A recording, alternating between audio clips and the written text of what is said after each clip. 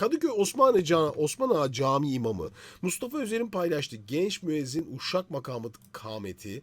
15 yaşında bu genç arkadaşımız. Fakat ismi acaba nedir? Bilmiyorum. Ben Instagram'da karşılaşmıştım. Bir bakalım hadi. Allahu Ekber, Allahu Ekber, Allahu Ekber, Allahu Ekber. Eşhedü en la ilahe illallah. Eşhedü en la ilahe illallah. Eşhedü enne Muhammeden Resulullah. Eşhedü enne Muhammeden Resulullah. Aslında uşak görünümlü fakat daha çok Bayati'ye daha fazla benziyor.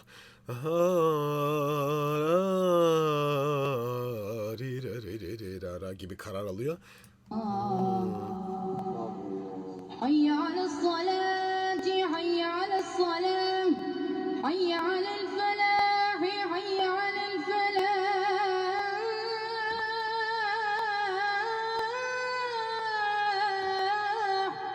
Kad kâmetis-salâtu, kad kâmetis-salâh. Allahu Ekber, Allahu Ekber. La ilahe illallah. Çok temiz. Çok temiz.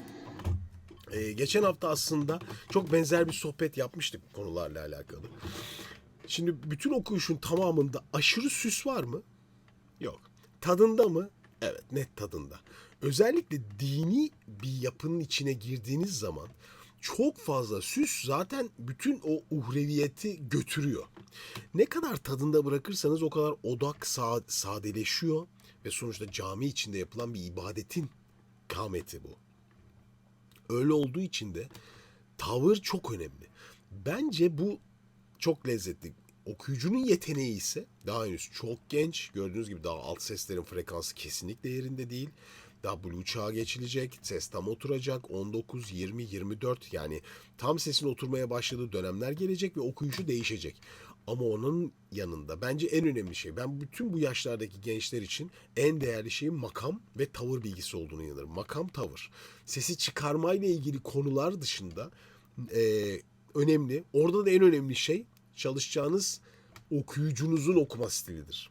Eğer çalıştığınız, örnek aldığınız kişiler geniş, ferah, açık, tavrı iyi kişilerse size direkt geçer. Eğer öyle değilse de o neyse öyle geçer.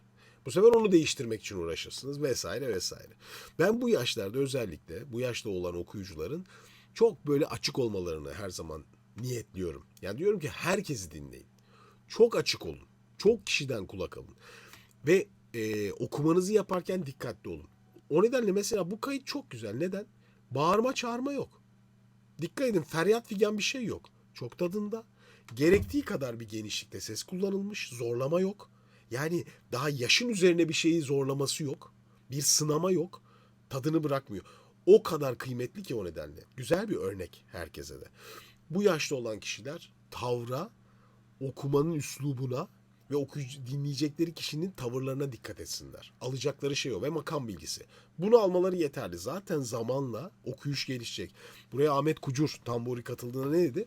Dedim ki sesini nasıl geliştirdin? Ben çok iyi bir dinleyiciyim dedi.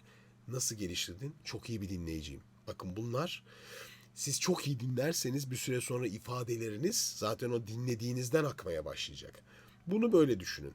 Yaş gelişiminde hemen böyle koşa koşa, ben mesela sosyal medyada, internette özgün çocuk çalıştırılan, mesela dünyada pek çok vokal koç görüyorum. Türkiye'de de görüyorum. Şimdi şöyle bir şey söyleyeceğim. Bu çok kritik bir nokta. Mesela bana bir genç bir çocuğu öğrenci olarak geldiğinde ben ona oturup üslup çalıştırmam çok fazla. Önce onu temiz, sade bir okuyuşa kavuşturmaya çalışırım. Ve bu sade okuyuşun birine benzemesinden çok, ve benzemesi doğaldır, buna rağmen kendi ruhuna, kendi sesine uygun şeylerle uğraşmasını her zaman isterim. Dünyadaki vokal koçların çoğuna bakıyorum. Bir yarış halinde herkes ya. Abi neyin yarışındasınız? Delirdiniz mi ya? Kimle yarışıyorsunuz? Yani biz şunu unutuyoruz. Bu kapitalist sistemin hepimizde yarattığı ben ondan daha önde olmalıyım. Ben daha çok gözükmeliyim. Benim çocuğum daha önde olmalı. O onu geçmeli psikolojisi. Bu işi yok eder. Arkadaşlar bu şekilde düşünen hiç kimse başarılı olamaz. Şimdiden söylüyorum. Hem ailelere söylüyorum. Yarıştırmayın kimseyi. Çocuklara da söylüyorum yarışmayın kimseyle. Sizin derdiniz sizle. Abi müzik denen şey yarışma amacı değildir. Müzik yarışmak için değildir. Müzik yapmak içindir. Müzik keyif içindir. Bakın geçenlerde kanala Baby Lazanya'yı konuk ettik değil mi Özgün? Hırvat şarkıcı. Biz ne diyoruz Eurovision? Evet, Abi bravo. Türkiye'de Eurovision'a katıldığı zaman da neydi? Eurovision şey gibi. Demokrasi kılıcı. Ya gittin başarısız mı oldun? Ya Kenan Doğulu'nun geçen röportajını izledim. Arem Arman'da. İnanılmaz. Ya diyor ki kendime gelemedim falan filan. Ha, buydu ama Türkiye'de Eurovision. Baby Lazanya ne diyor Özgün? Ya diyor bana ilk Evet. şeyi Almanya'da ben şarkı söylüyordum. Eurovision dediler. Eurovision ne dedim falan diyor adam. Ne işim var Evet. benim Eurovision'da falan. Ne yapacağım ben orada bilmem ne. Sonra katılıyor. Röportajda soruyoruz. Yani ne hissettin falan. Aşırı sıkıcıydı diyor. Sürekli İkinci oldu. ya ikinci olan Rimdam'da dedim mi neydi o şarkısı? Ya çok Evet, sıkıcıydı. evet. Her şey çok böyle acayip ruhum daraldı diyor. Sürekli mecburi gittiğimiz yerler. Hadi kendime bir tek nerede iyi hissettim diyor sahneye çıktığım an. Abi bizim önemsediğimiz kadar insanlar bu işi önemsemiyorlar. İnsanlar hayatlarına bakıyorlar. Mutlu olmaya bakıyorlar. Müziği de seviyorsa bunu hayatının bir parçası yapıp sanatla yaşıyor adam. Anladınız mı? Yarışmakla ilgili bir derdi yok. Adam ikinci oldum diye bayrak sallamıyor.